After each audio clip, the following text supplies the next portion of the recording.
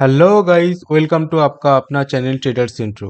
तो आज हम बात करने वाले हैं म्यूचुअल फंड के एक्सपेंस रेशियो के बारे में। म्यूचुअल फंड में इन्वेस्ट कर रहे हो या करने जा रहे हो, अगर आपको एक्सपेंस रेशियो के बारे में कोई भी नॉलेज नहीं है तो फिर ये वीडियो आपके लिए। वीडियो को शुरू से लेकर एंड तक देखिए और देखने के बाद कोई भी सवाल करना है तो आप मुझे इंस्टा पर जाके डीएम कर सकते हो। अगर आपको आईपीओ के बारे में जानना है तो हमारे इस वीडियो को मतलब व्हाट इज आईपीओ को देखना, जिसमें हम आईपीओ का बेसिक चीजें डिस्कस किए हैं। तो चलिए आज के वीडियो शुरू करते हैं।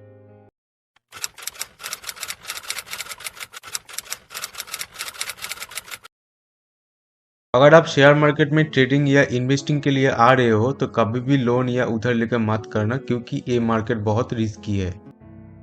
आपका पैसा मैनेज करने के बदले में म्यूचुअल फंड कुछ फीस चार्ज करते हैं, जिसे एक्सपेंस रेशियो कहा जाता है।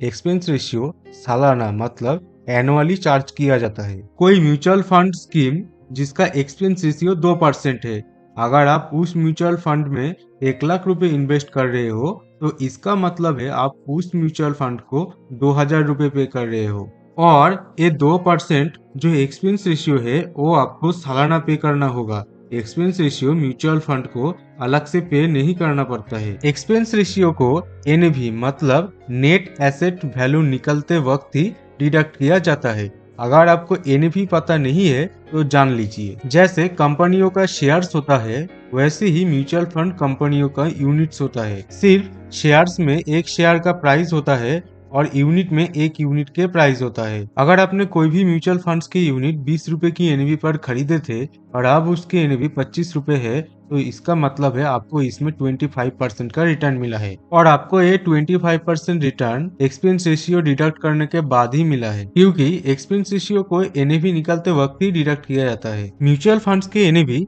डेली पब्लिश किया जाता है और एक्सपेंस रेशियो डेली एनएवी निकलते वक्त ही डिडक्ट किया जाता है। यानी एक्सपेंस रेशियो आपके इन्वेस्टमेंट की हर दिन के वैल्यू से डिडक्ट मतलब काटा जाता है। मान लीजिए कोई म्यूचुअल फंड है जिसका एक्सपेंस रेशियो है 1% और आपने उसमें 1 लाख रुपए इन्वेस्ट किया है, और ये जो एक्सपेंस रेशियो है ये आपका एनुअली लगेगा। एक साल में 365 दिन होता है, तो एक दिन का एक्सपेंस रेशियो होगा 1% डिवाइडेड बाय 365 डेज। तो आपके पहले दिन का इन्वेस्टमेंट वैल्यू 1 लाख से 1,100,000 अगर हो जाता है तो उस दिन आपके 1% divided by 365 days into 1,100,000 equal to 2.74 rupees कटेंगे। और दूसरे दिन अगर आपका इन्वेस्टमेंट वैल्यू 1,100,000 से 1,05,000 हो जाता है तो उस दिन आपके 1% divided by 365 days into 1,05,000 equal to 2.75 rupees कटेंगे। इस तरह डेली बेसिस पर एक्सपेंस रेशियो आपका इन्वेस्टमेंट वैल्यू से कटता रहेगा।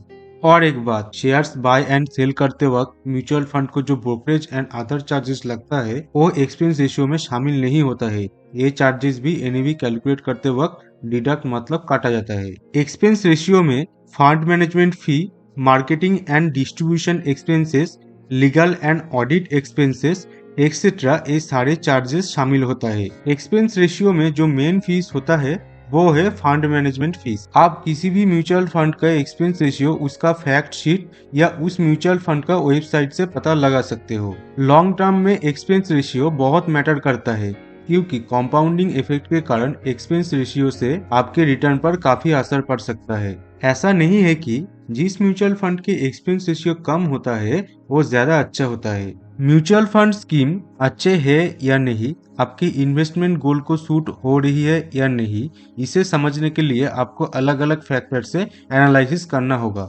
जैसे कि उस फंड का परफॉर्मेंस, फंड्स मैनेजर का स्किल एंड एक्सपर्टाइज, उस फंड का रिस्क एंड रिवार्ड एक्सेट्रा। ऐसा नहीं है कि म्यूचुअल फंड ने एक बार जो एक्सपेंस रेशियो दिखाया है वो हमेशा के लिए सेम ही रहेगा। आपके इन्वेस्टमेंट के बाद भी वो चेंज हो सकता है। सेबी गाइडलाइन के अनुसार अगर कोई म्यूचुअल फंड उसका एक्सपेंस रेशियो बढ़ा रही है तो उसे उस फंड का जो इन्वेस्टर है मतलब आप लोगों को इन्फॉर्म करना बहुत जरूरी है। तो इसलिए आप निश्चिंत रहिए।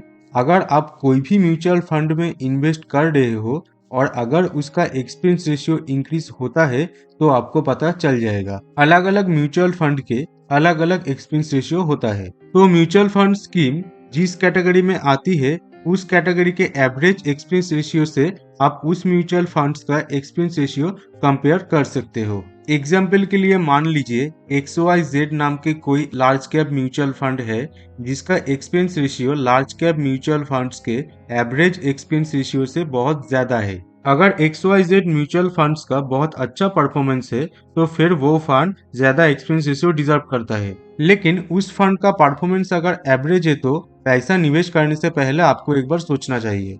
इक्विटी म्यूचुअल फंड में एक्टिवली मैनेज म्यूचुअल फंड का expense ratio passively manage mutual fund के एक्सपेंस रेशियो से बहुत ज्यादा होते हैं, क्योंकि एक्टिवली मैनेज म्यूचुअल फंड में फंड मैनेजर को खुद रिसर्च करके स्टॉक पिक करना पड़ता है और पैसिवली मैनेज्ड म्यूचुअल फंड में फंड मैनेजर को रिसर्च करने की कोई जरूरत नहीं है।